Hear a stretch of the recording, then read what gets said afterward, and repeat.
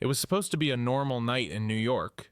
Then the sky caught fire. Black Tom, German sabotage, that shook Manhattan reveals the explosion that nearly changed history. One act of sabotage. Thousands of lives hanging in the balance. Subscribe for untold World War I stories that shaped America. On the night of July 29, 1916, New York City experienced an explosion so powerful that it would remain one of the largest acts of sabotage on American soil for nearly a century. What happened on Black Tom Island, a munitions depot in Jersey City, New Jersey, was no accident. It was a calculated act of German espionage and military sabotage designed to cripple American support for the Allied forces during World War I. The blast was catastrophic. 2 million pounds of explosives detonated in a carefully orchestrated attack, sending a shock wave that rattled windows across Manhattan, cracked the Statue of Liberty, and killed at least 4 people while injuring dozens more. The explosion illuminated the night sky with such intensity that residents believed the city itself was under attack. Yet, in the aftermath, government officials would claim it was merely an industrial accident. They were wrong. This was the work of German intelligence operatives working within the United States. At a time when America remained officially neutral, foreign agents had infiltrated munitions facilities and organized labor to strike at the heart of American war production. The sabotage represented a brazen violation of American sovereignty, a covert war being waged on neutral ground. The investigation that followed would expose a shadowy network of German spies, revealing just how vulnerable America's infrastructure truly was. This is the untold story of Black Tom, the sabotage that shook Manhattan and changed everything. The year was 1916, and the world had already descended into a catastrophe that few could have predicted just 2 years earlier. While the trenches of Europe became synonymous with industrial slaughter, a different kind of warfare was taking shape across the Atlantic. In the offices of German military intelligence, and in the shadows of New York's bustling waterfront, men were laying the groundwork for an operation that would strike at the very heart of American industrial capacity, not through invasion or declaration of war, but through calculated sabotage. To understand how such an audacious plan came to fruition, we must first examine the complex political and military landscape that made it conceivable. Germany, locked in a brutal stalemate on the Western Front, faced an existential crisis. The nation that had once dreamed of continental dominance found itself hemorrhaging resources at a rate that no economy could sustain indefinitely. The British naval blockade had strangled German commerce, cutting off vital supplies of food, raw materials, and manufactured goods. Meanwhile, on the Eastern Front, the Russian Colossus, though battered and disorganized, continued to absorb German military resources at a devastating pace. By 1916, German military strategists understood a fundamental truth that would shape their decision-making for the remainder of the war. America, though officially neutral, was becoming the arsenal of the Entente powers.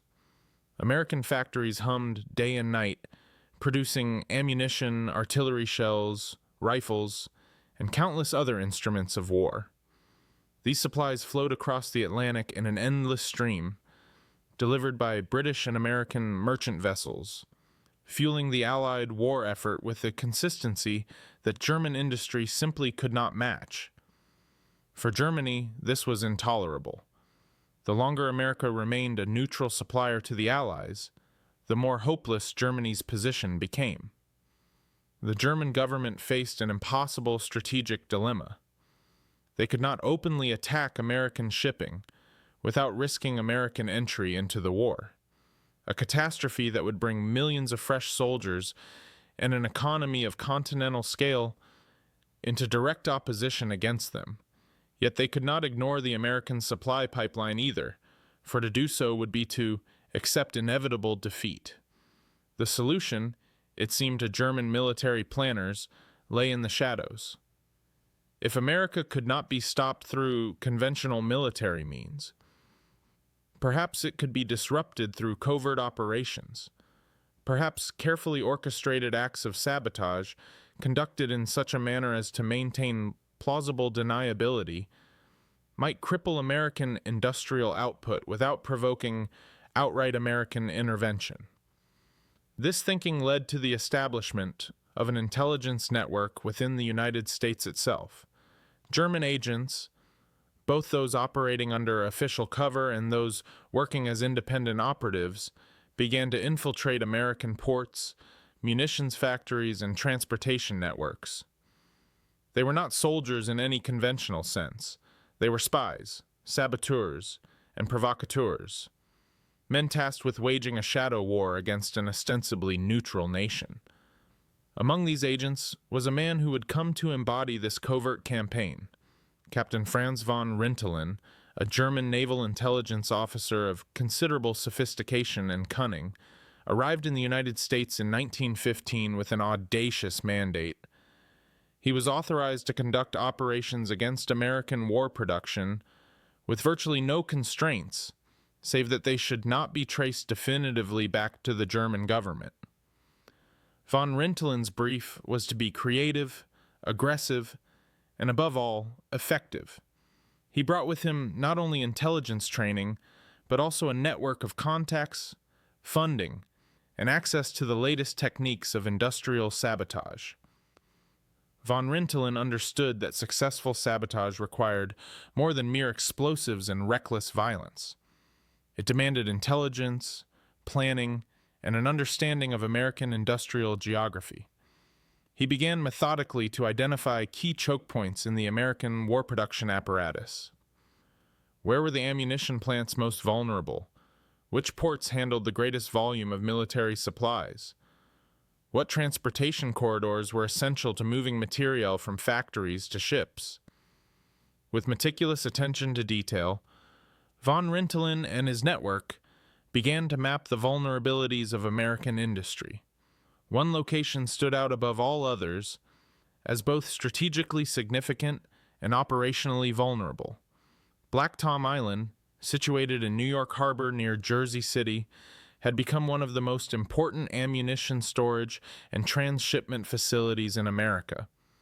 The island, actually a peninsula, connected to the New Jersey mainland, served as the primary hub for consolidating ammunition and explosives destined for shipment to Allied forces.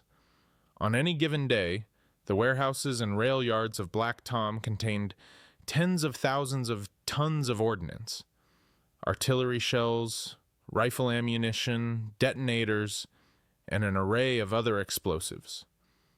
This material represented not merely inventory, but the lifeblood of Allied military operations. Every shell stored at Black Tom represented potential casualties that would not be inflicted. Every round of ammunition was a measure of force that would not be applied against German soldiers. The geographic and operational characteristics of Black Tom made it particularly attractive as a sabotage target. The facility was situated in a relatively isolated location, separated from densely populated areas by water and industrial landscape. This meant that a catastrophic explosion there, while devastating to the facility itself and its immediate environs, might be contained in a way that a similar incident in a more urban setting could not.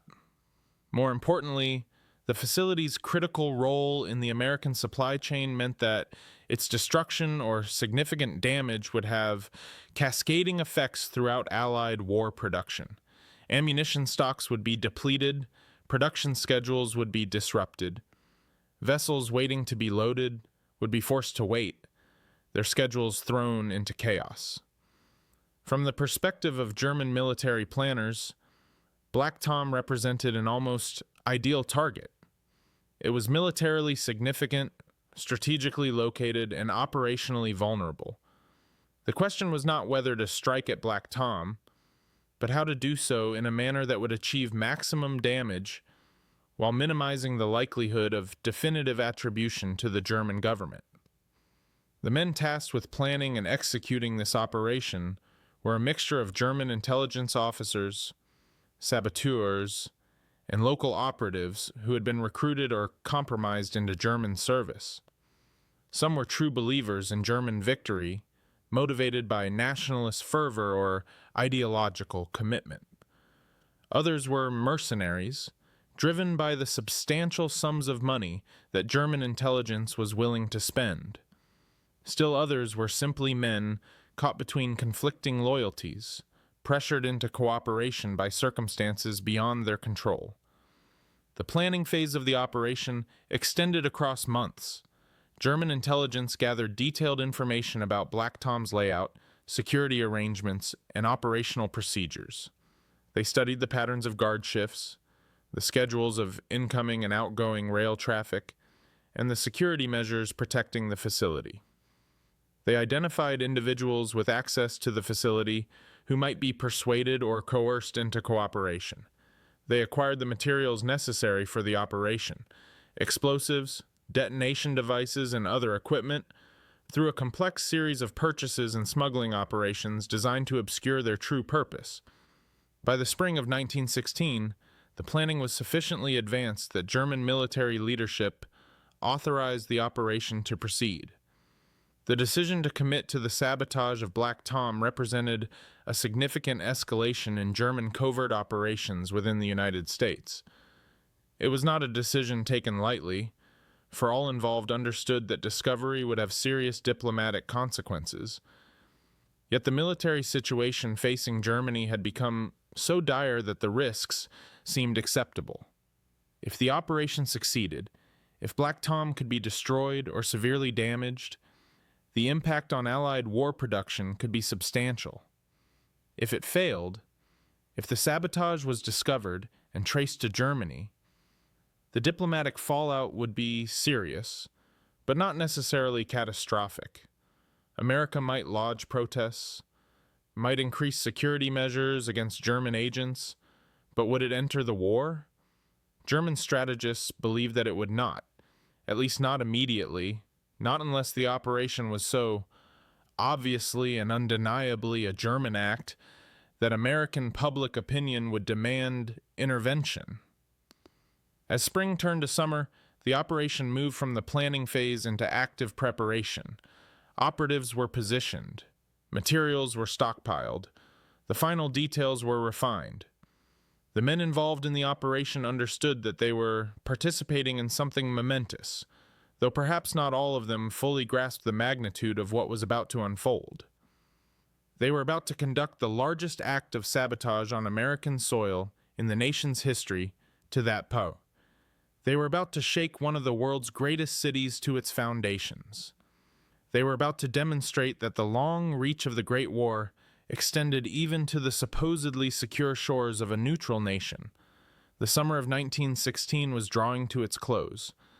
In the trenches of France, the Somme offensive had already claimed hundreds of thousands of casualties, yet the lines remained substantially unchanged. In the Atlantic, merchant vessels continued their dangerous voyages, carrying American goods to British ports, knowing that German submarines lurked beneath the waves. In American factories, workers labored in shifts, producing the materials of war for a conflict that officially had nothing to do with their nation. And in New York Harbor, at Black Tom Island, the final preparations for an operation that would change the course of American history were reaching their completion. The people of New York City, in the waning days of July, had no idea what was coming. The city went about its business as it always did. Immigrants crowded into tenement neighborhoods, seeking opportunity in the land of promise. Businessmen conducted their affairs in the great financial institutions of Wall Street. Dock workers loaded and unloaded cargo. Families gathered in parks and on beaches to escape the summer heat. Children played in streets that had not yet been transformed by the catastrophe that awaited them. The city was alive with the ordinary rhythms of urban life, unaware that within days, those rhythms would be shattered by an explosion of unprecedented magnitude. The operation that would produce this explosion had been months in the planning, but the actual execution would take place in a matter of hours. The men involved had trained for this moment. They had studied the target. They had positioned themselves. They had acquired the materials necessary. They understood their roles and their responsibilities. Some of them understood that they would likely be caught and punished. Others believed they would escape detection. All of them understood that they were about to participate in an act that would have consequences far beyond the immediate destruction it would cause. The stage was set. The players were in position. The materials were in place. All that remained was for someone to light the fuse, to set in motion the chain of events that would culminate in the largest explosion ever to occur on the east coast of the United States. The machinery of sabotage, set in motion by German military intelligence and executed by men operating in the shadows of American neutrality, was about to reach its moment of activation. History was about to pivot on an act of violence that most Americans had not seen coming and could scarcely have imagined. In the offices of German intelligence, in the planning rooms where strategy was debated and decisions were made, the operation had already been approved. In the field, in the safe houses and meeting places scattered throughout New York and New Jersey, the operatives were making final preparations. In the warehouses and rail yards of Black Tom Island, thousands upon thousands of tons of explosives sat waiting, unaware of the danger that stalked them. And in the city itself, millions of people went about their lives, living through what would be, for many of them, the final ordinary days before their world would be shaken by an explosion that would echo through the remainder of the 20th century and into the collective memory of a nation. The operation was ready. The stage was set. History was about to unfold. The spring of 1916 brought a subtle but unmistakable shift in the operations of German intelligence networks operating throughout the United States. What had been scattered, amateur efforts at disruption, were beginning to crystallize into something far more coordinated and sinister.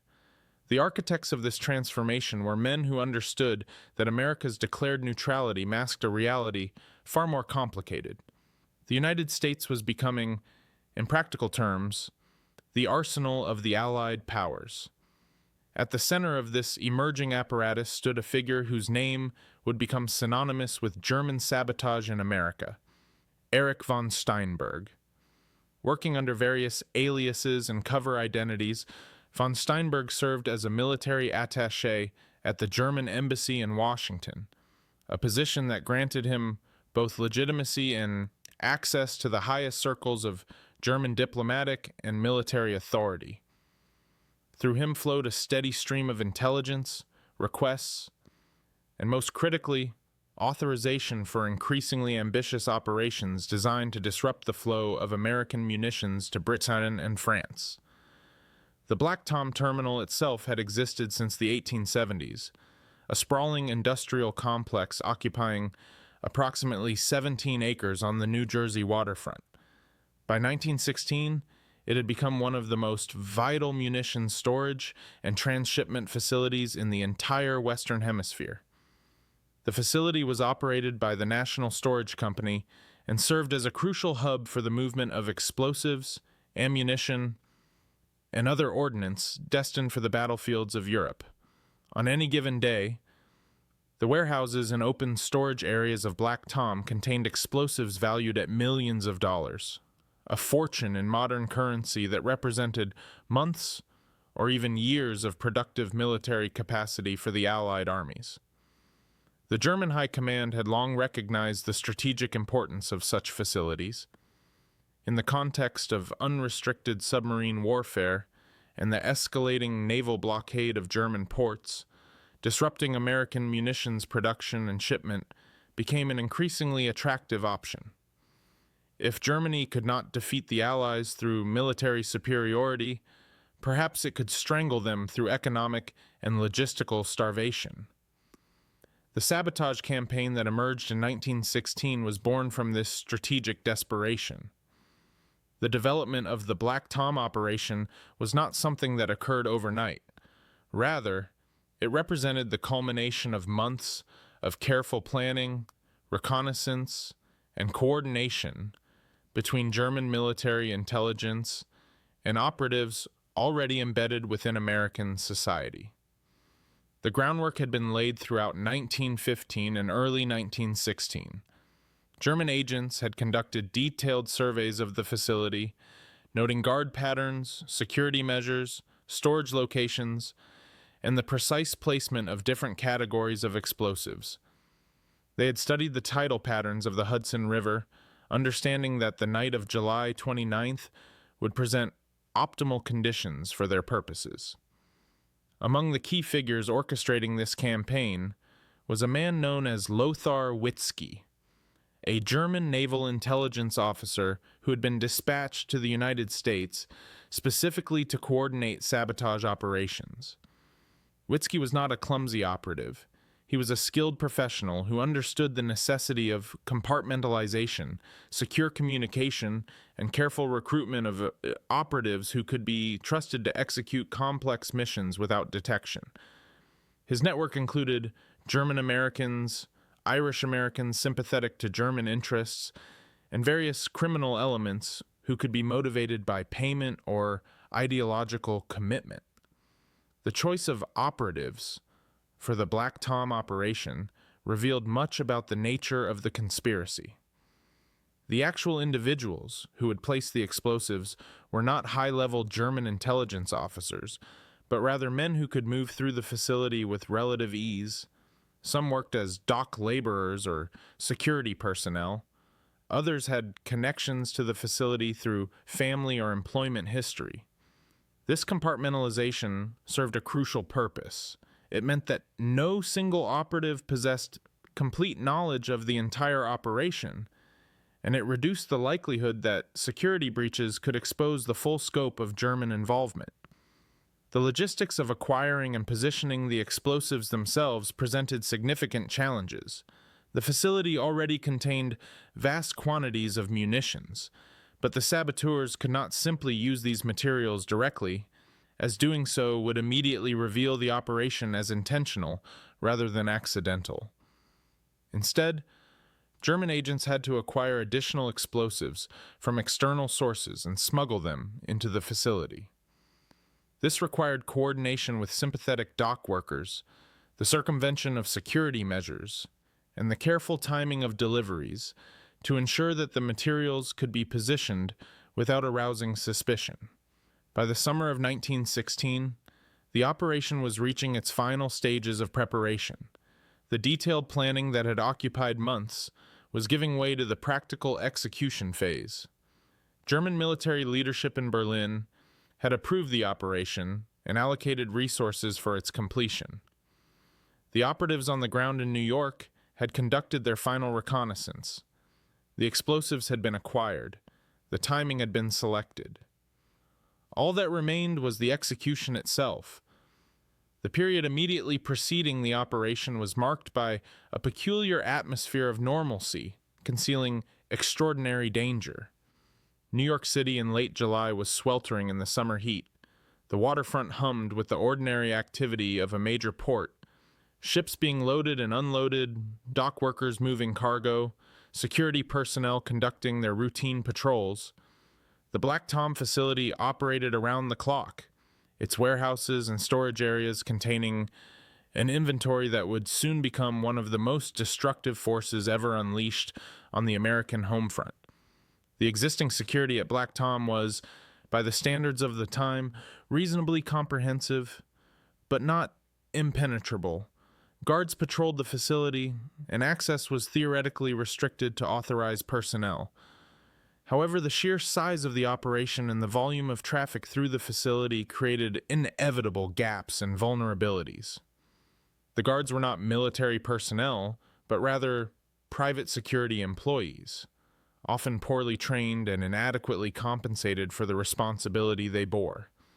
The facility had been built primarily for commercial purposes, not as a fortress, and its security architecture reflected those origins. In the weeks before the operation, German intelligence had carefully studied these vulnerabilities. They understood precisely where a guard might be absent for a crucial interval, where a fence could be breached, where materials could be moved without detection. They had timed their observations to account for shift changes, meal breaks, and the natural patterns of human behavior that created moments of reduced vigilance. The operation was planned with the precision of a military campaign, because in essence, that is what it was: an attack on American soil by a foreign power. The political context surrounding these preparations was equally significant. By mid-1916, relations between the United States and Germany had deteriorated substantially since the beginning of the war. The sinking of the Lusitania in May of 1915, with significant American casualties, had created a groundswell of anti-German sentiment. However, President Woodrow Wilson maintained his commitment to neutrality, and a substantial portion of the American population, particularly those of German or Irish descent, remained sympathetic to German interests, or at least opposed to American involvement on the side of Britain and France. This political landscape created both opportunities and constraints for German sabotage operations. The opportunities lay in the existence of communities and individuals who could be recruited or sympathized with German objectives.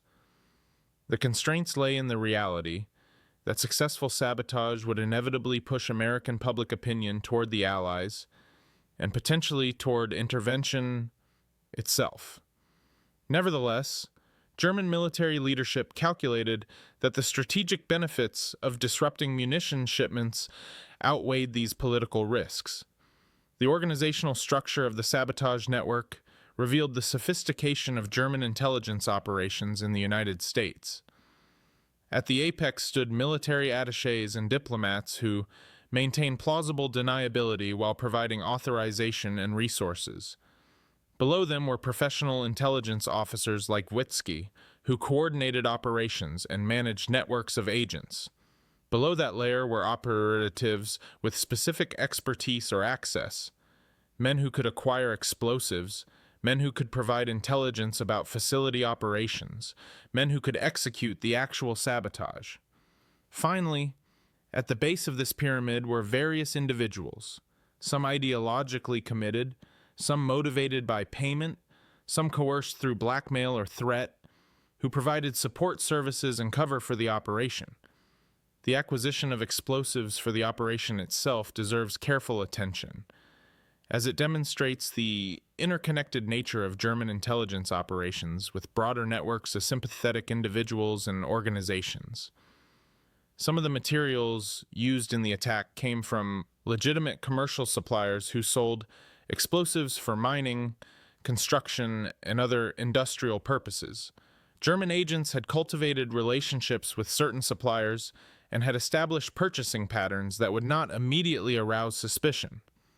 However, the sheer quantity of explosives required for the operation could not be acquired through normal commercial channels without raising red flags among authorities.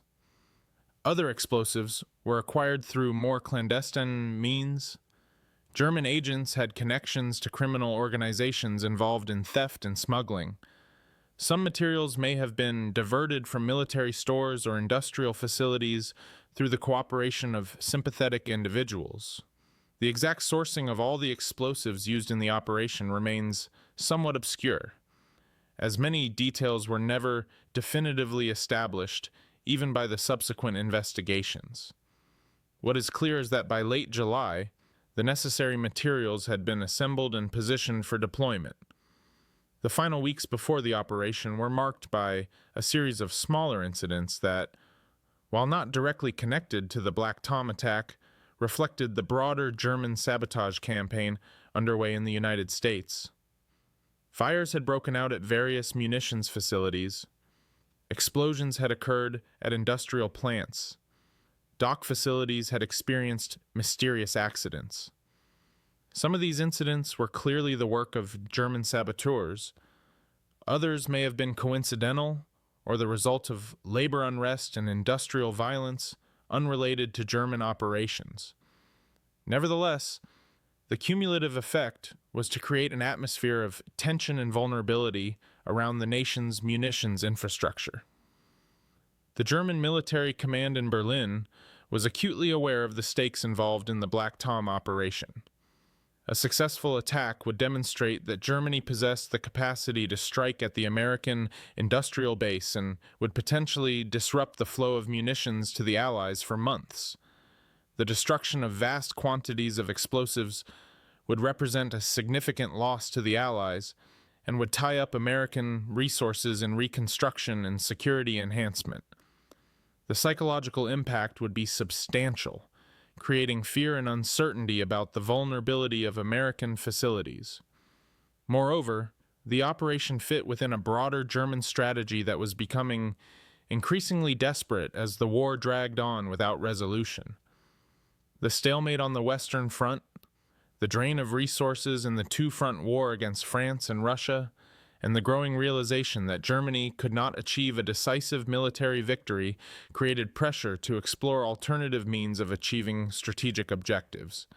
Sabotage operations in neutral countries, while controversial from a diplomatic standpoint, offered a way to strike at enemy resources without the massive expenditure of military force.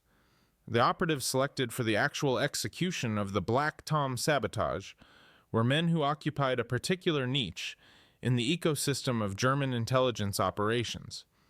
They were not intelligence officers themselves, but rather individuals with access, skills, or connections that made them valuable for specific missions. Some had military backgrounds, others were recruited from civilian life. What they shared was a combination of capability, reliability, and willingness to undertake dangerous operations for either ideological or mercenary reasons. As July advanced toward its conclusion, the final preparations accelerated. Messages were sent through secure channels confirming that all elements were in place. The timing of the operation was finalized, with the night of July 29th selected as optimal for several reasons. The weather forecast indicated calm conditions with clear skies, which would facilitate visibility for the operatives and ensure that the explosions would not be hampered by adverse weather. The tidal conditions would be favorable for the movement of materials. Most importantly, operational security analysis suggested that security measures would be at their lowest ebb at that particular moment. The development phase of the Black Tom sabotage campaign thus represented the culmination of months of patient, methodical planning. German intelligence had transformed a vague strategic objective, disruption of American munitions shipments, into a concrete operational plan with specific targets, identified operatives, acquired materials, and established timelines.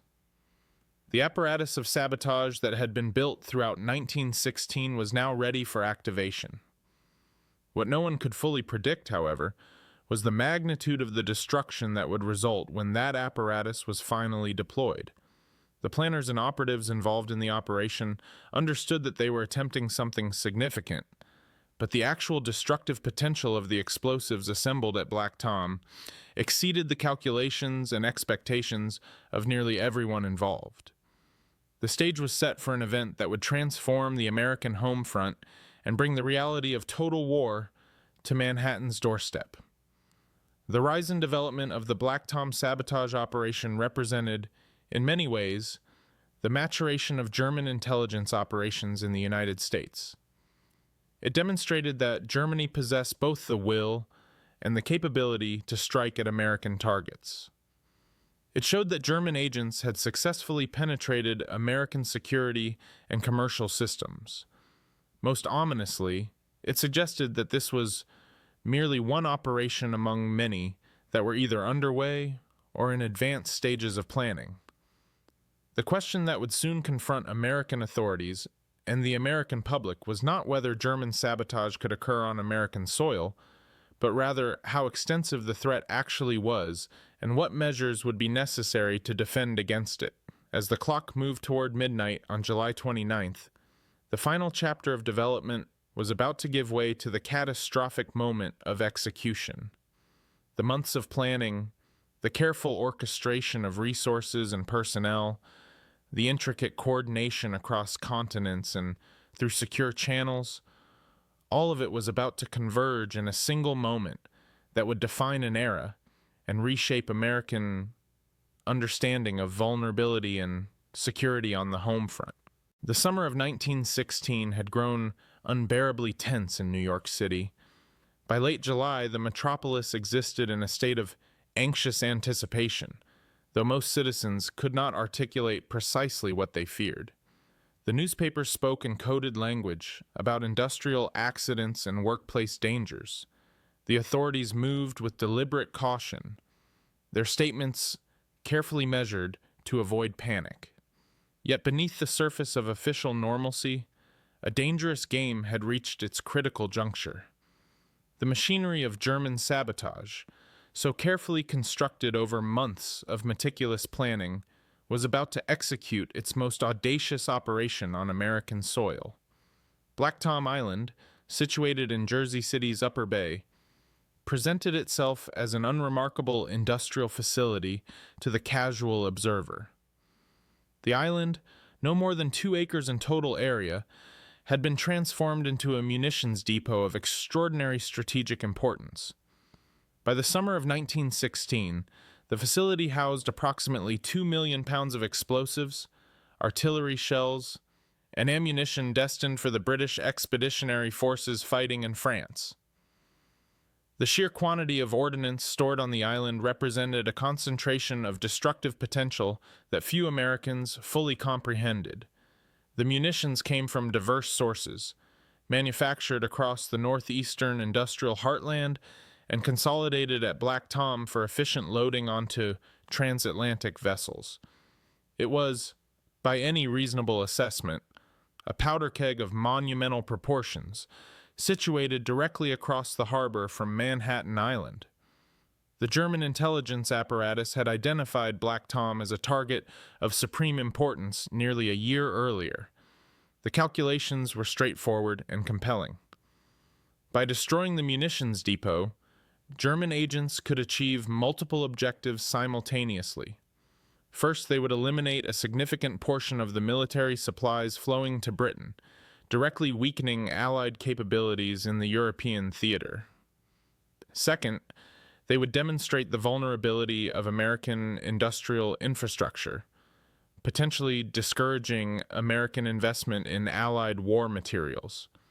Third, and perhaps most significantly, they would strike a devastating psychological blow against American neutrality, creating internal discord about the wisdom of supplying one belligerent while claiming official neutrality toward another.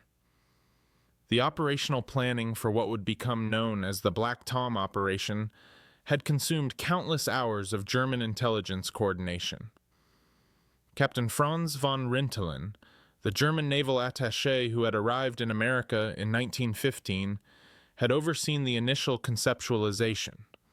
Von Rintelen, a skilled operative with extensive experience in sabotage operations, understood the technical requirements and the political implications of such an ambitious undertaking. However, by the time the operation reached its final planning stages in the early summer of 1916, von Rintelen had already departed the United States, recalled to Germany under circumstances that remained somewhat mysterious. His replacement in the intelligence network included other committed German operatives, most notably Lothar Witzke, a German agent of considerable capability who had been dispatched specifically to coordinate the sabotage effort. The selection of operatives for the actual execution of the sabotage demonstrated the seriousness with which German intelligence approached the operation. The agents chosen had to possess not only technical competence with explosives, but also the physical courage and psychological fortitude necessary to conduct operations in hostile territory. They needed to understand the layout of Black Tom, the security procedures in place, and the patterns of movement among the facility's personnel and security force. This intelligence gathering had proceeded steadily throughout the spring of 1916, conducted with sufficient subtlety that American counterintelligence agencies had not detected the systematic reconnaissance. The immediate operational planning for the assault on Black Tom accelerated dramatically in July.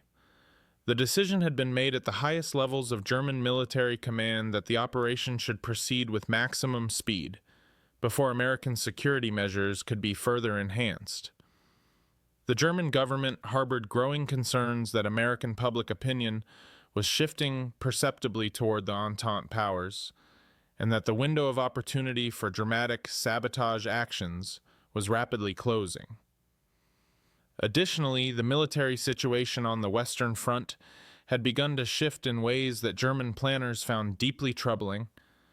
The massive British offensive at the Somme, which had commenced on the 1st of July, was consuming German forces at a rate that military planners considered unsustainable. Any disruption to British supply lines might prove decisive in extending German endurance in what had become a war of attrition. The evening of July 28th brought warm, humid weather to the New York area, the kind of summer night that encouraged people to seek refuge from oppressive heat. Across Manhattan and the surrounding boroughs, residents sought whatever relief they could find, from rooftop gatherings to visits to parks and public spaces. On Black Tom Island itself, the night shift had commenced its routine operations. The facility, despite its strategic importance, operated with security procedures that reflected the relatively peaceful pre-war American context in which it had been established. There was a security force, certainly, but it was neither as numerous nor as vigilant as it might have been had American officials fully appreciated the scope of German sabotage operations already underway across the nation. Somewhere in the darkness of the early morning hours of July 29th, the saboteurs made their move. The precise details of how the agents gained access to Black Tom Island have remained subject to historical debate, with various scholars presenting different reconstructions based on available evidence. What remains indisputable is that by the early hours of the morning, individuals with access to the facility and with knowledge of explosives had positioned incendiary devices at strategic locations throughout the island. The placement of these devices demonstrated sophisticated understanding of the munitions storage layout and the principles of explosive propagation. The saboteurs were not attempting to create a single massive explosion. Rather, they were engineering a cascading series of detonations that would propagate through the stored munitions in a chain reaction of increasingly devastating power. At approximately 2 o'clock in the morning on the 29th of July, the first fires began. Whether ignited by incendiary devices or by some other mechanism remains a matter of historical conjecture, but the fires spread with alarming rapidity through the wooden structures that house portions of the munitions stockpile. The night security force, initially uncertain whether they were responding to an accident or an attack, attempted to contain the spreading flames. But the speed at which the fires propagated overwhelmed their efforts. As the heat intensified, the munitions themselves began to cook off, individual rounds detonating in irregular patterns as the ambient temperature climbed. These initial explosions, while significant, were merely harbingers of what would follow. Between 2 and 3 o'clock in the morning, the first of the massive explosions occurred. The force was sufficient to shatter windows across much of Jersey City and to be felt clearly on the other side of the East River in Brooklyn. Yet this was merely the opening act of a catastrophe that would unfold across the next several hours. As successive waves of munitions detonated, the explosions grew progressively more powerful. The ground itself seemed to heave and convulse with each detonation. Those who witnessed the event described a sight of apocalyptic proportions. The night sky illuminated by flames rising hundreds of feet into the air, the sound so loud and so continuous that it became almost a physical force, and the earth trembling with each successive blast. The primary explosion, the one that would be remembered as the moment when Black Tom truly erupted, occurred at approximately 3:20 in the morning. This detonation was of such magnitude that it could be felt as far away as Philadelphia, a distance of some 90 miles. The explosion, when it came, consumed the central portion of Black Tom Island and sent a shockwave across the surrounding water and into the densely populated areas of Jersey City and Newark. In Manhattan, people who had been sleeping were jolted awake by the violent shaking of their buildings. Many initially believed that they were experiencing an earthquake. Others, in a more prescient assessment, recognized immediately that some catastrophic human-caused disaster had occurred. The aftermath of the explosion created scenes of chaos and confusion across the entire region. The fires that had been ignited by the initial detonations continued to burn for hours, consuming the remaining munitions and structural materials on Black Tom Island. Rescue operations began almost immediately, but they were hampered by the continuing explosions as additional munitions detonated in response to the spreading fires and heat. The casualty figures, while not as catastrophic as they might have been given the time of day and the location of the facility, were nonetheless substantial and deeply tragic. The explosion killed approximately 4 people outright, with several others injured, some seriously. However, the destruction extended far beyond the immediate vicinity of Black Tom Island. Windows shattered across a radius of several miles. Buildings in Brooklyn sustained significant structural damage. In Manhattan, the explosion damaged the Statue of Liberty, which stood across the harbor, denting the copper skin of the monument and causing fragments to scatter across Liberty Island. Churches, warehouses, and residential buildings throughout Jersey City and Newark sustained damage. The total property damage, calculated at the time, exceeded $20 million, a staggering figure for 1916. Some historians have argued that, when adjusted for inflation and calculated according to modern economic metrics, the property damage would exceed $400 million in contemporary currency. The immediate response from American authorities reflected the shock and confusion of the moment. Initial reports were wildly inaccurate, with some sources claiming that the explosion had killed dozens of people, while others speculated about possible earthquakes or natural disasters. The police and fire departments of both Jersey City and Newark mobilized their full resources, though the continuing explosions and fires made rescue operations extraordinarily dangerous. The New York City authorities, across the river in Manhattan, struggled to comprehend what had occurred and what response might be appropriate. Within hours of the explosion, however, a more sinister interpretation of events began to emerge. The coincidence of the explosion with the ongoing operations of German sabotage networks across America was too striking to be dismissed as mere accident. Military intelligence officials, working with the Federal Bureau of Investigation and local law enforcement, began to suspect almost immediately that the disaster had been deliberately engineered. The systematic nature of the destruction, the particular target of the explosion, and the strategic significance of the munitions facility all pointed toward deliberate sabotage rather than accident. The investigation that followed the Black Tom explosion would consume the attention of American authorities for years. Federal agents interviewed hundreds of witnesses, examined the physical evidence from the island, and pursued leads throughout the networks of German espionage and sabotage that had been operating in America. The evidence accumulated by investigators pointed increasingly toward the German government as the responsible party. Specific individuals were identified as likely participants in the operation, though prosecuting them proved difficult given the complexity of gathering evidence and the fact that some of the suspected saboteurs had already departed the United States. The political impact of the Black Tom explosion was immediate and profound. The explosion demonstrated, in the most graphic and undeniable manner possible, that the United States was not insulated from the violence and destruction of the Great War.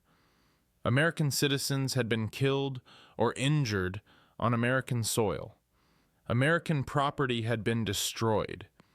The explosion forced American policymakers and the American public to confront uncomfortable questions about their nation's role in the global conflict. How could America claim genuine neutrality while serving as the primary source of military supplies for the British and French? How could American security forces allow German agents to operate freely on American soil? What did the explosion portend for the future security of American industrial capacity? The response from the American government and military establishment reflected the gravity with which they viewed the Black Tom explosion. Military intelligence was reorganized and expanded to address the perceived threat of German sabotage operations. The security of critical industrial facilities was dramatically enhanced. Port facilities were subjected to increased surveillance and more rigorous security protocols. The federal government began to consider, for the first time in a serious way, the possibility that America's official neutrality might not be sustainable in the face of German aggression. The Black Tom explosion also had significant diplomatic consequences. The American government filed formal protests with Germany, demanding explanations and compensation for the destruction. Germany, of course, denied official responsibility for the explosion, though the evidence of German involvement accumulated steadily over the following years.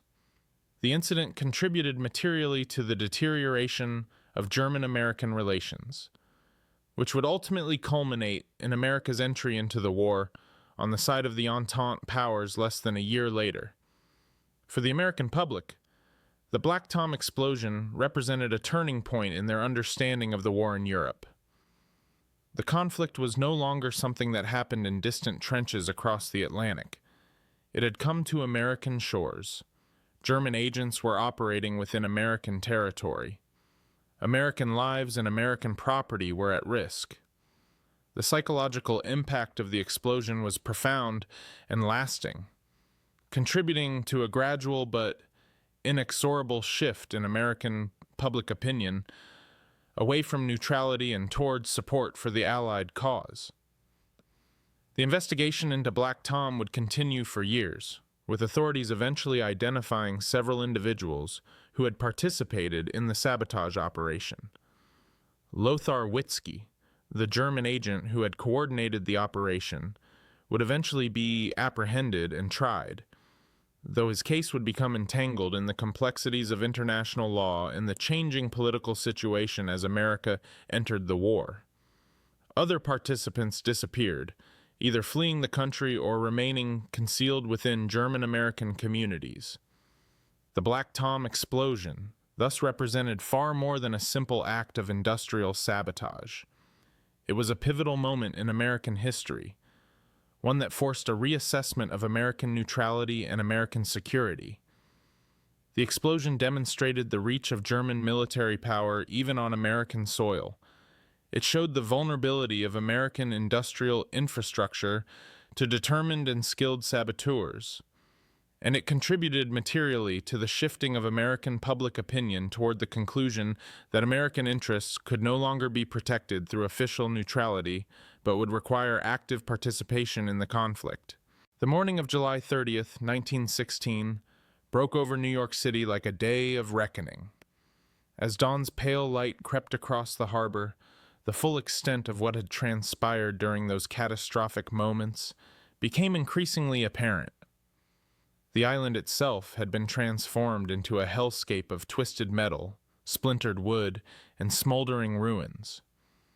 Where munitions warehouses once stood in orderly rows, only charred foundations remained. The explosion that had torn through Black Tom Island in the darkness of the previous evening had released a force so tremendous that it registered on seismographs as far away as Denver, Colorado. Scientists studying the tremor would later estimate the blast possessed a force equivalent to several tons of dynamite detonating in violent succession. The sound had awakened residents across the entire metropolitan region, and for hours afterward, the sky above Jersey City glowed an ominous orange and red, visible from distances of up to 20 miles. The human cost of the catastrophe emerged slowly but relentlessly, as rescue operations continued throughout the morning and into the following days. Official casualty counts would eventually settle at figures ranging from 4 to 10 deaths directly attributable to the explosion itself, though some contemporary accounts claim higher numbers. The injured, however, numbered in the hundreds. Hospitals throughout Manhattan and Brooklyn were overwhelmed with the wounded, many suffering severe lacerations from flying debris, burns from the intense heat, and trauma injuries from the concussive force of the blast. Among those who perished was a night watchman who had been performing his routine duties when the warehouses erupted. His body was never found intact. Other casualties included workers who had remained on the island despite the late hour, performing maintenance on the stored ordnance. Their families would receive notification of their deaths in the days that followed, adding to the mounting human tragedy that characterized the event. The window glass of buildings throughout Manhattan had shattered from the force of the explosion. Storefronts along Fifth Avenue displayed jagged openings where pristine panes had once been. The Woolworth Building, that towering monument to American commercial achievement that had been completed just the previous year, swayed perceptibly from the blast wave. Residents in homes throughout Brooklyn and the outer boroughs awakened in terror, convinced that the city was under military attack. Some believed that German warships had somehow penetrated the harbor defenses and were bombarding the city from offshore. Others feared that an earthquake of unprecedented magnitude was reshaping the geography of the region. The confusion and panic that gripped the population in those early morning hours reflected the genuine uncertainty about what had occurred and why. As daylight fully illuminated the destruction, investigators began their painstaking work. The evidence they uncovered would prove damning. Multiple timed explosive devices had been positioned strategically throughout the munitions storage facilities. The sophistication of the operation became increasingly evident as forensic examination proceeded. The devices employed a particular design that bore the hallmarks of German sabotage operations conducted elsewhere. Investigators discovered remnants of timing mechanisms and detonation apparatus that matched patterns observed in other acts of industrial sabotage that had been perpetrated against American facilities throughout the previous months. The evidence pointed inescapably toward a coordinated intelligence operation directed from Berlin, executed by German agents operating within the United States. The investigation that followed would become one of the most extensive and complex ever undertaken by American authorities. Federal agents, working in cooperation with local police and private detectives hired by the munitions manufacturers themselves, pursued countless leads and interrogated hundreds of suspects. The network of German espionage operating within the United States proved far more extensive than most officials had previously appreciated. Agents discovered that German intelligence had maintained a sophisticated operation involving dozens of individuals, including naturalized American citizens, recent immigrants, and even some individuals who held positions of trust within American industrial and governmental institutions. The revelation shocked the American public and the political establishment alike. Among the key figures identified in the investigation was Erich von Steinbach, a German naval intelligence officer who had been operating in New York under the cover of various commercial enterprises. Von Steinbach had directed the procurement of explosives and the recruitment and coordination of the saboteurs who had placed the devices on Black Tom Island. Through interrogation, surveillance, and careful examination of financial records and correspondence, authorities began to construct a comprehensive picture of the operation. Von Steinbach, however, managed to flee the United States before he could be apprehended, escaping aboard a neutral ship bound for Mexico before eventually making his way back to Germany. Other operatives were less fortunate, and several were eventually prosecuted and convicted for their roles in the conspiracy. The political ramifications of the Black Tom explosion reverberated through American society with profound force. The incident occurred at a moment of intense national debate regarding American neutrality in the European War. President Woodrow Wilson had been re-elected the previous year on a platform emphasizing peace and the maintenance of American neutrality. Yet the German sabotage operation represented a direct assault on American sovereignty and an attack upon American civilians and property. The incident crystallized growing public sentiment that German actions were fundamentally incompatible with peaceful coexistence. American newspapers, even those that had previously advocated for strict neutrality, began to shift their editorial positions. The explosion was portrayed not merely as an industrial accident, but as an act of war committed against the United States by a hostile foreign power. The financial consequences of the destruction were staggering for the era. The value of munitions and material destroyed in the explosion was estimated at approximately $20 million, an extraordinary sum in 1916. The facility itself, representing years of investment and development, was rendered unusable. The damage extended beyond Black Tom Island itself. The concussive force of the explosion damaged structures throughout the surrounding area, necessitating repairs and reconstruction that would occupy workers for months. Insurance claims related to the incident and its consequences would be litigated in courts for years. The munitions manufacturers, while they would eventually rebuild their capacity to produce war materials, faced substantial losses that affected their profitability and operational capabilities during a critical period when demand for such materials was accelerating. The investigation into the Black Tom explosion also exposed the vulnerability of American industrial infrastructure to sabotage.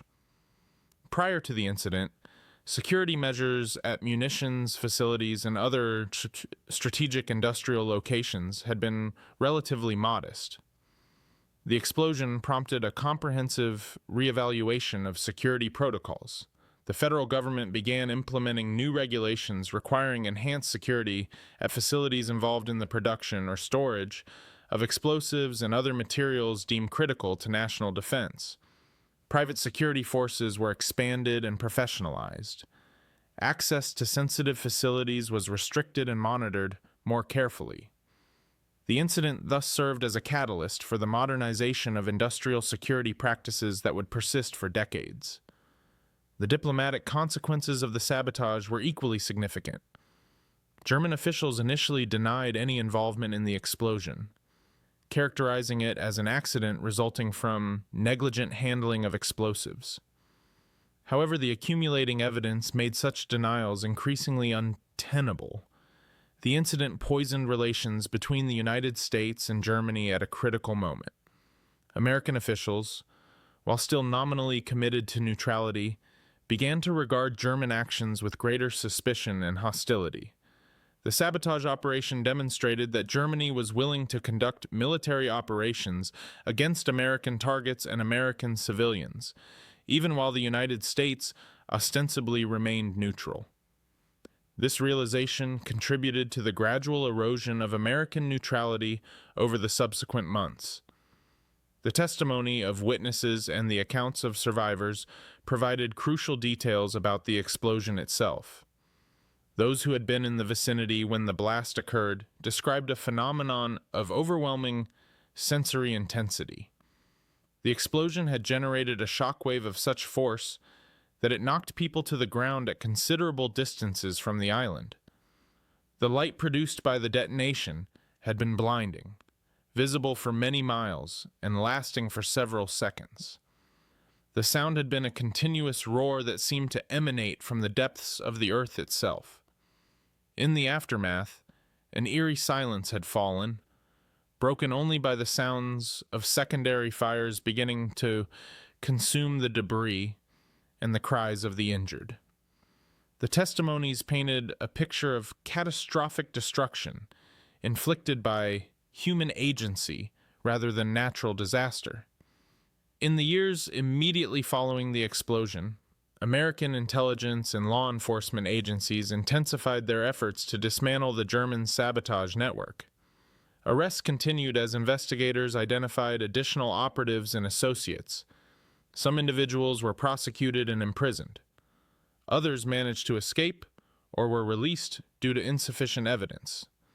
The network, while disrupted, was never entirely eliminated. German intelligence continued to maintain operatives within the United States, though with reduced effectiveness and under conditions of greater scrutiny. The revelation of the sabotage network contributed to the growing perception among American officials that German intelligence operations represented an ongoing threat to American security and sovereignty.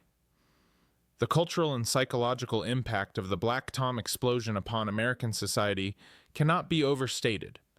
For many Americans, the incident represented a violation of the sanctity of American soil. The United States, protected by two vast oceans, had long enjoyed a sense of security from the conflicts that periodically convulsed Europe. The sabotage operation shattered that sense of invulnerability. Americans became acutely aware that their nation, while geographically distant from the battlefields of Europe, was not immune to the violence and destruction that characterized the war. The psychological effect contributed to the gradual shift in American public opinion toward intervention. If Germany was willing to conduct sabotage operations against American targets, while the United States maintained official neutrality, many Americans reasoned, what might Germany do if the United States actually entered the conflict on the side of the Entente powers? The question of German intentions and strategy regarding American involvement in the war became increasingly central to diplomatic discussions. German officials argued that their sabotage operations were necessary measures to prevent American munitions from being supplied to their enemies. From the German perspective, the American factories and warehouses represented part of the military-industrial infrastructure supporting the Entente powers. Germany was engaged in a struggle for national survival, German apologists contended, and any means necessary to impede the supply of war materials to their opponents was justified. American officials and public opinion, however, rejected this reasoning. The United States had every right to conduct commerce with whomever it chose, American leaders asserted.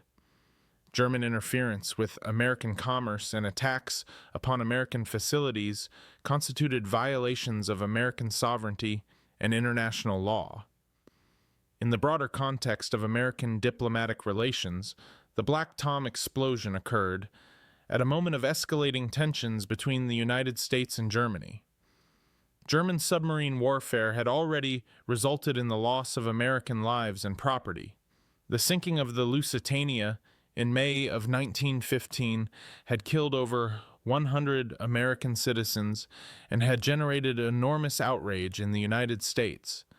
Subsequent submarine attacks had continued to exact a toll on American shipping.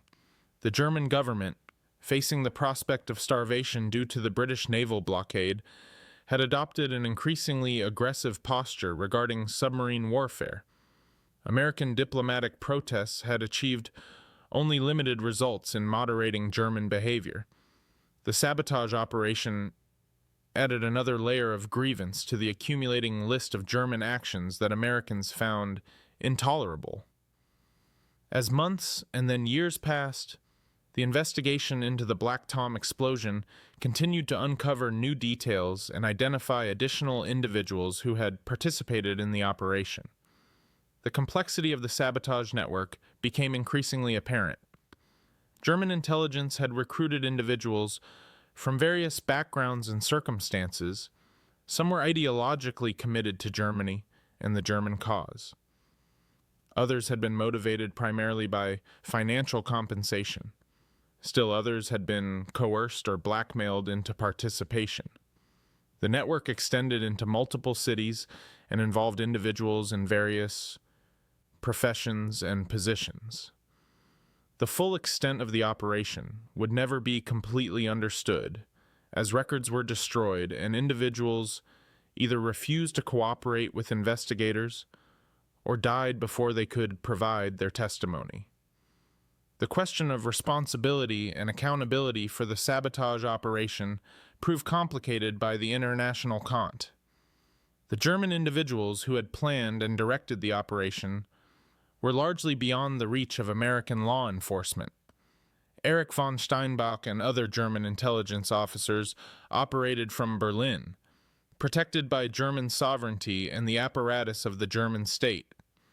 American authorities could pursue and prosecute the American operatives and associates who had participated in the sabotage, but they could not touch the German officials who had authorized and directed the operation. This fundamental asymmetry in accountability contributed to American frustration and anger. Germany could attack American targets with relative impunity, while Americans could only punish the low-level operatives who had actually conducted the sabotage. The legacy of Black Tom Island extended far beyond the immediate aftermath of the explosion. The incident became a defining moment in American understanding of the threat posed by German aggression and German intelligence operations. In the years following the sabotage, American officials and military planners increasingly recognized the necessity of preparing for the possibility of American entry into the war. The sabotage operation had demonstrated the reality of German hostility toward the United States and the willingness of German officials to conduct military operations against American targets. The incident thus contributed, however indirectly, to the gradual process that would eventually lead to American intervention in the war in April of 1917. The physical destruction wrought by the explosion was eventually remedied through reconstruction and rebuilding efforts. The munitions facilities were restored to operational status. New security measures were implemented to prevent future sabotage. The island itself was repaired and returned to productive use. Yet the psychological and political scars left by the sabotage operation persisted for far longer than the physical damage. The incident remained a potent symbol of German hostility and American vulnerability. In popular memory and historical consciousness, Black Tom Island became synonymous with German sabotage and the dangers posed by foreign espionage and subversion. The investigation, prosecution, and adjudication of cases related to the Black Tom explosion occupied American courts and law enforcement agencies for years. Some cases were resolved relatively quickly, while others dragged through the judicial system for extended periods. The legal precedents established through these prosecutions would influence the handling of espionage and sabotage cases for decades to come. American law enforcement developed new investigative techniques and refined existing methods for identifying and apprehending spies and saboteurs.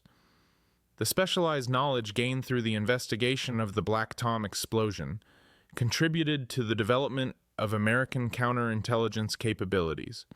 Ultimately, the Black Tom explosion of July 29, 1916, stands as one of the most significant acts of sabotage ever perpetrated on American soil. The scale of the destruction, the sophistication of the operation, and the political consequences that flowed from the incident combined to make it a watershed moment in American history. The sabotage operation represented a direct assertion of German power and hostility directed against the United States. The incident demonstrated that American neutrality was not respected by the German government, and that American civilians and property were vulnerable to attack. The explosion accelerated the erosion of American neutrality and contributed to the growing sentiment that American interests could no longer be preserved through detachment from European conflicts. As the sun set on July 30, 1916, over the smoldering ruins of Black Tom Island, the trajectory of American history had subtly but unmistakably shifted. The explosion had shattered more than warehouses and munitions. It had shattered the comfortable illusion that America could remain isolated from the cataclysm consuming Europe. The sabotage operation had pierced the protective barrier of the Atlantic Ocean and struck directly at American soil. In the months that followed, as diplomatic tensions with Germany continued to escalate, and as American public opinion gradually shifted toward support for intervention, the memory of Black Tom Island would loom large in the consciousness of American leaders and citizens. The legacy of that terrible night would endure long after the physical reconstruction was complete, shaping American understanding of national security, foreign intelligence operations, and the costs of isolationism in an increasingly interconnected world. Thank you so much for watching. I hope you enjoyed learning about this incredible chapter of World War I history. If you found this story compelling, please hit that like button and subscribe to the channel so you never miss another episode. I'd love to hear what you think. Drop a comment down below and let me know which aspect of this story fascinated you most. Your feedback really means the world to me. There are so many more untold stories from the Great War waiting to be discovered, and I can't wait to share them with you. New videos are coming soon, so stay tuned. Thanks again for being here. Stay curious and keep learning. See you next time.